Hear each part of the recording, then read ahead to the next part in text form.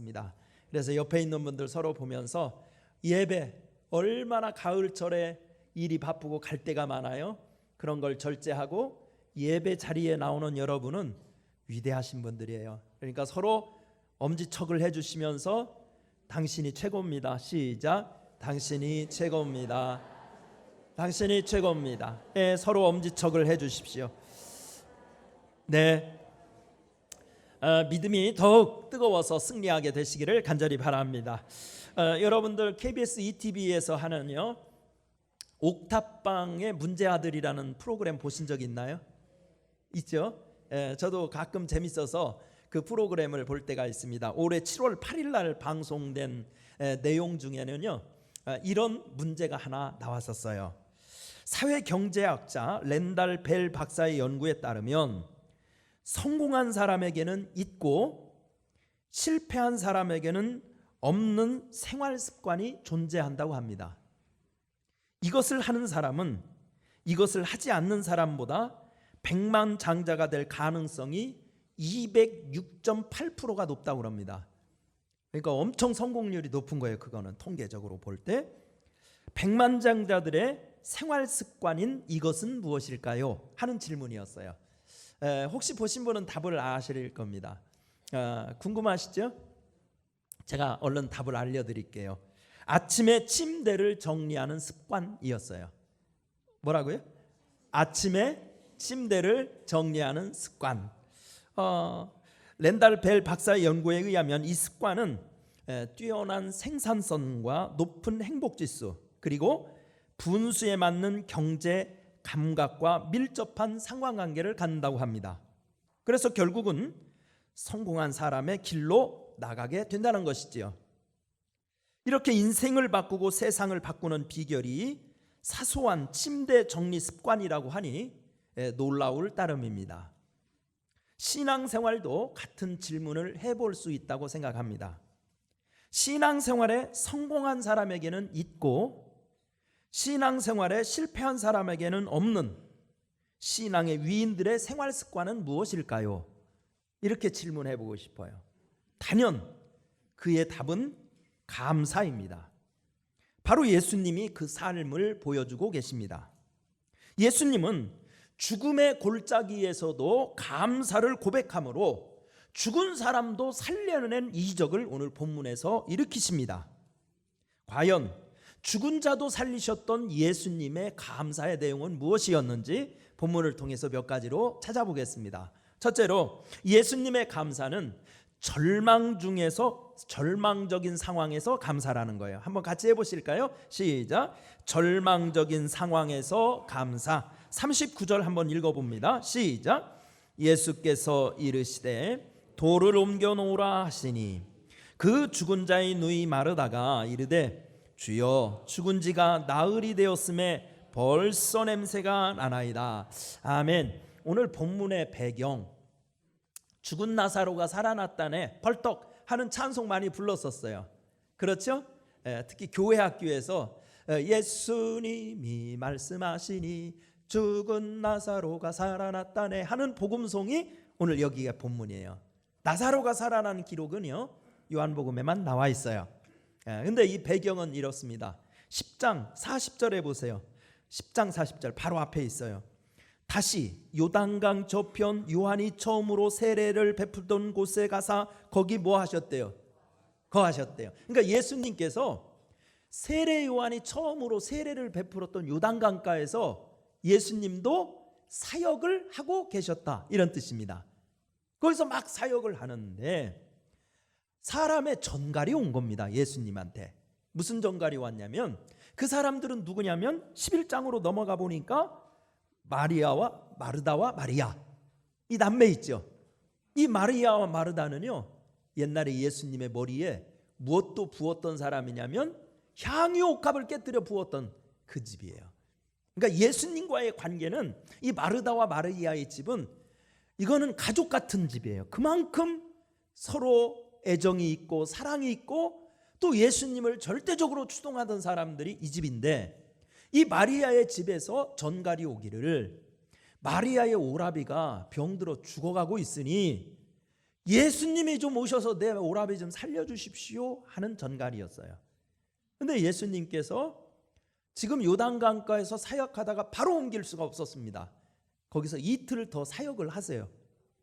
그리고 여기 마리아와 마르다가 살고 있는 베단이라는 마을, 베단이라는 마을은요 예루살렘 동쪽 산이 있어요. 그게 감람산이라는 데요.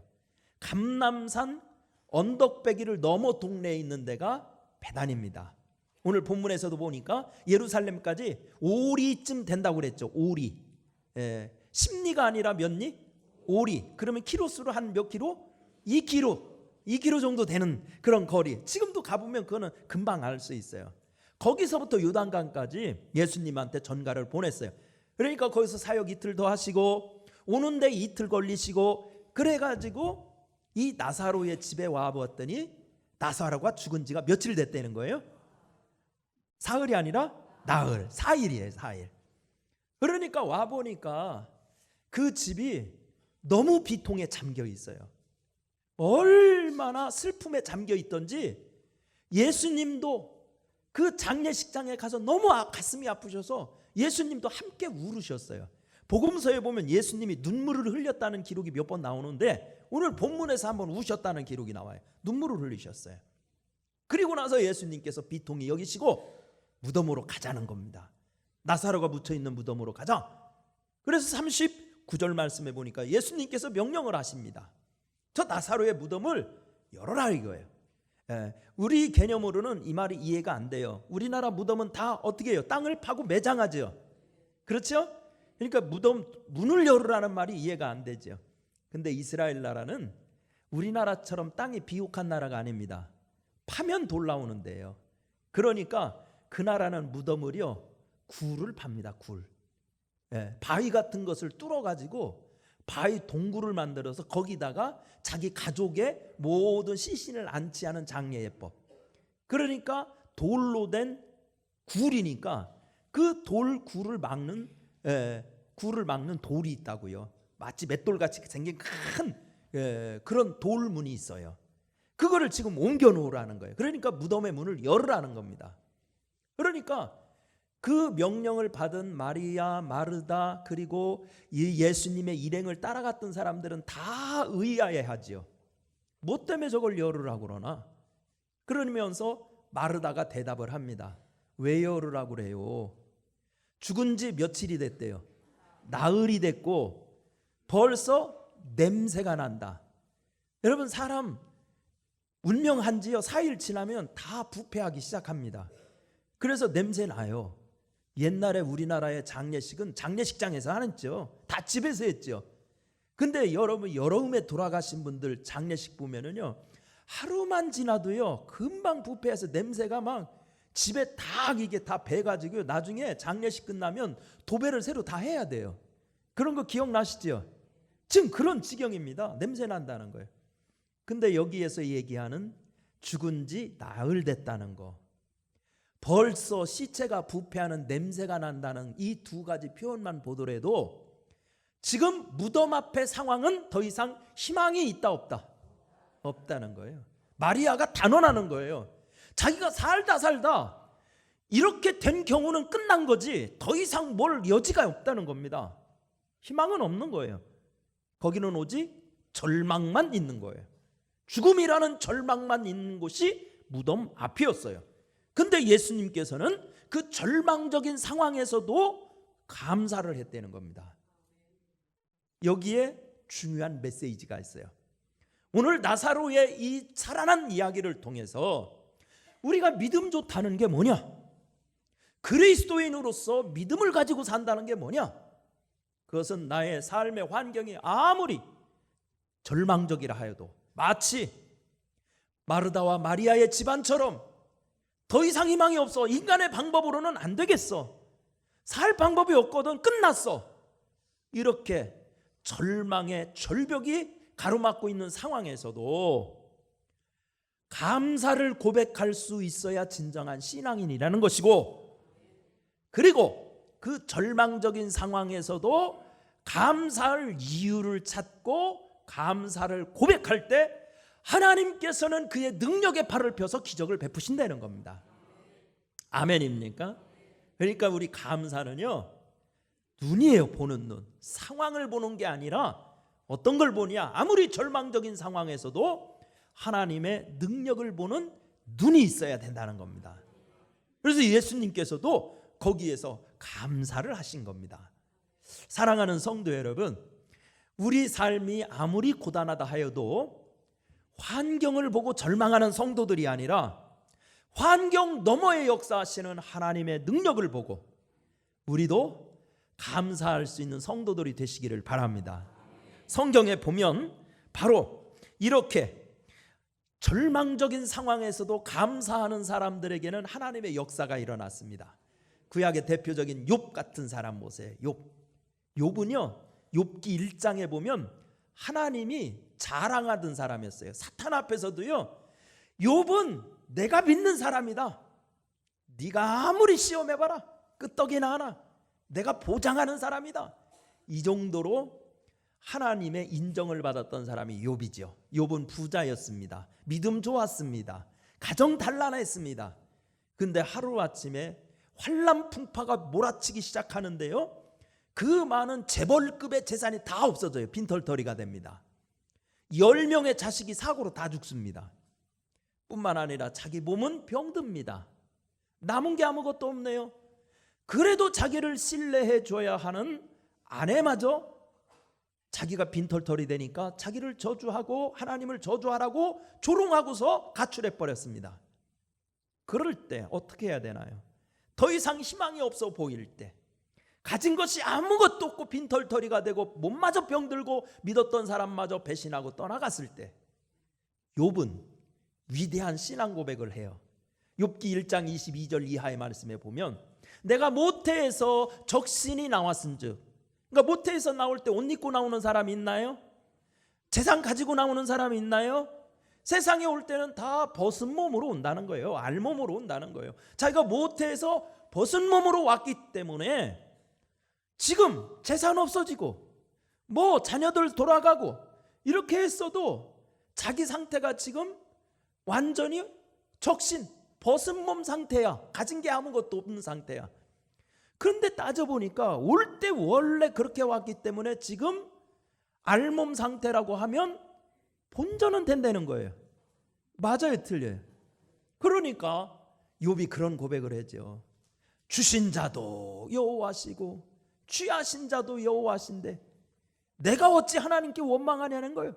그리고 하나님을 찬미하고 경배합니다. 이게 예수님을 닮은 욥의 감사였어요. 그래서 욥이 승리하는 겁니다. 그래서 욥기 끝을 보면은요, 진짜 창대하게 됩니다. 재산은 다 2배로 하나님이 채워주십니다. 그리고 자녀들은 10명 그대로 다 돌려주십니다. 이 메시지가 있어요. 메시지가. 신앙의 역사, 신앙의 기적은 바로 이렇게 절망 중에서 감사할 때 하나님의 역사하는 순간이라는 것입니다. 부디 우리 믿음의 성도들은 바로 절망 중에서도 감사할 수 있기를 간절히 바랍니다. 우리 성찬식 있죠? 성찬식. 우리 절기 때마다 간급식 성찬식을 해요. 근데 이 성찬식을 유카리스트라고 그래요. 유카리스트. 이 유카리스트라는 이 라틴어는 무슨 뜻이냐면 감사한다 이런 뜻이에요. 원래 단어의 의미가. 왜 성찬식을 라틴어로 유카리스트라고 그랬느냐? 그것은 예수님이 유월절 지내면서요, 제자들하고 십자가 지기 전날 밤이잖아요. 겟세마네 동산으로 이제 성찬식 만나고 기도하러 가시니까 그때 제자들하고 저녁 만찬을 하면서 이걸 성만찬을 하십니다. 그러면서 떡을 들어가지고 뭐예요? 축사하시죠. 그렇죠? 그런 이거는 내 몸이다 그러고요. 포도주를 들어서 또 뭐를 하세요? 축사하시고 이건 내 뭐래요? 너희를 위한 나의 피다 그러죠. 그때 축사라는 단어가 영어 번역 성경에 보면 뭐라고 돼 있냐면 감사한다, thank you라는 단어예요. thanks라는 단어가 쓰고 있어요. 그러니까 이게 뭐냐면 예수님은 십자가를 앞둔 순간에 성찬을 하는 순간까지도 제자들과 함께 지금 분명히 죽으러 가야 하는데 십자가 지러 가야 하는데 두 번씩이나 감사했다는 거예요. 원어의 의미는 감사했다는 거예요. 그래서 성찬식의 이름이 감사예요. 감사. 그러니까 예수님이 십자가를 넘어 부활의 영광에 이르게 된 겁니다. 우리 목동교회 성도들도 그 능력이 나타나기를 축원합니다. 부활의 능력. 그래서 삶의 현장에서도 부활의 역사가 일어나고, 건강도 부활의 역사가 일어나고, 가정도 부활의 역사가 일어나고, 사업장도 부활의 역사가 일어나고. 그러려면 어떻게 해야 돼요? 예수님처럼 절망적인 상황에서도 뭐하자? 감사하자. 두 번째, 예수님이 하신 감사는 어떤 감사였는가? 믿음으로 드리는 감사였다는 겁니다. 시작. 믿음으로 드리는 감사. 40절 읽어보겠습니다. 시작. 예수께서 이르시되 내 말이 내가 믿으면 하나님의 영광을 보리라 하지 아니하였느냐 하시니. 아멘. 자, 마르다가 그런 거예요. 돌문을 열어, 무덤 문 열어. 그러니까 왜 열으래요? 못하러 이제서 열으래요? 죽은 지 나흘 지났고요. 지금 썩은 냄새 나요. 그러니까 열을 필요가 있다는 거예요, 없다는 거예요? 없다는 거예요. 그러니까 예수님의 말이 지금 먹히고 있는 거예요, 안 먹히고 있는 거예요? 안 먹히고 있는 거예요. 그러니까 예수님께서 그래요.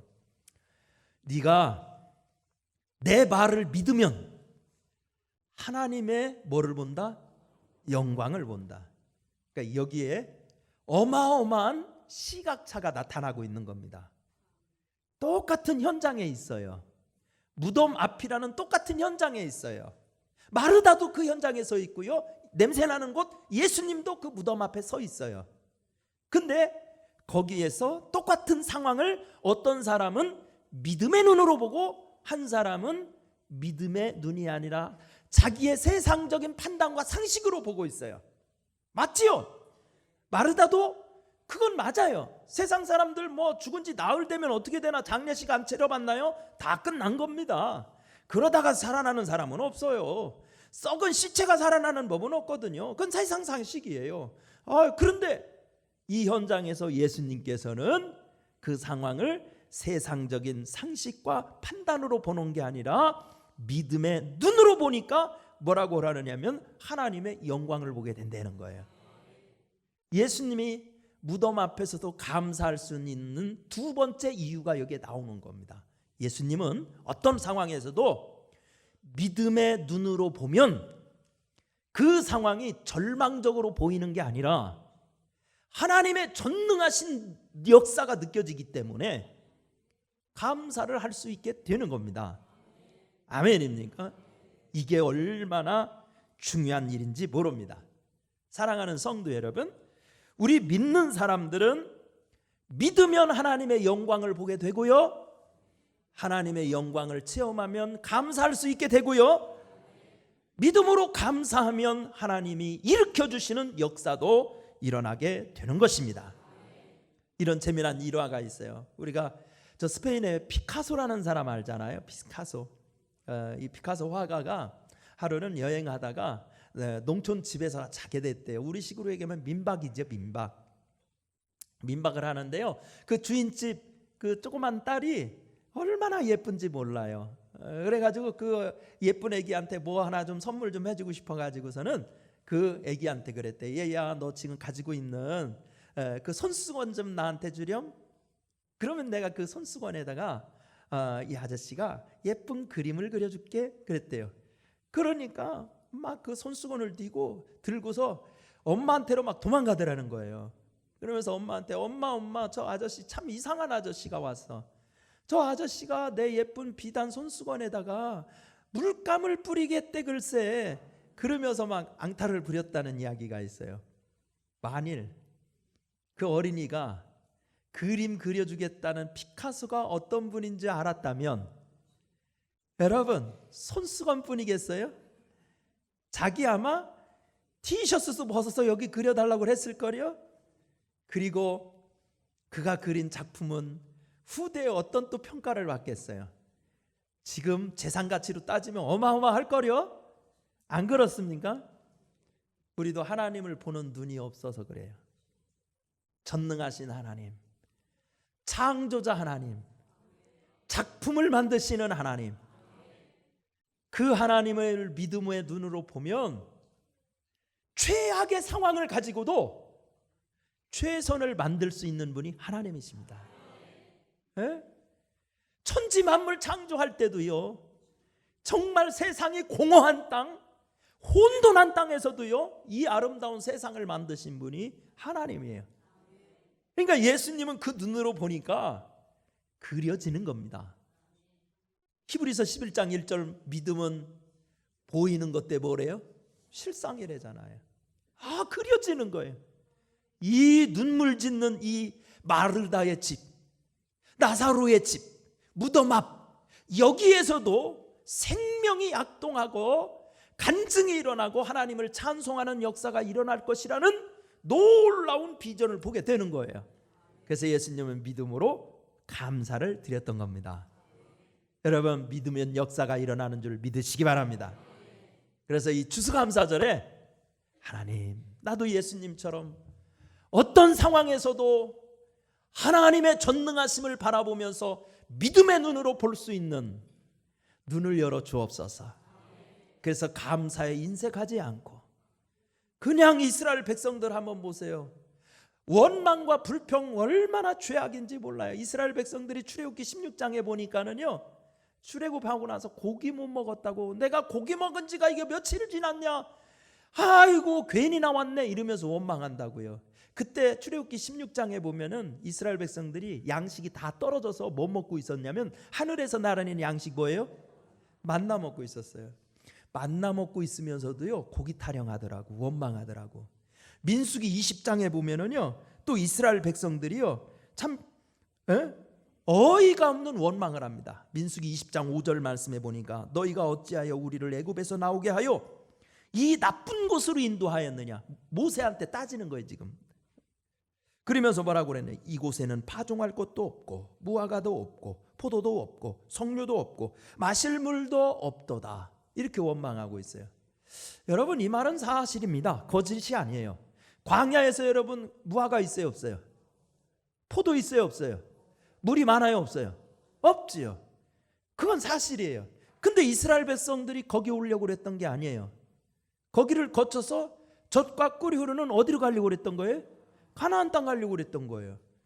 근데 그들의 목적지는 거기가 아닌데 거기다 시선을 고정해 놓고 물이 없네, 양식이 없네, 무화과가 없네, 포도나무가 없네 이러고 불평하고 있어요. 그러니까 하나님께서 그랬어요. 너희들 말하는 대로 된 거다.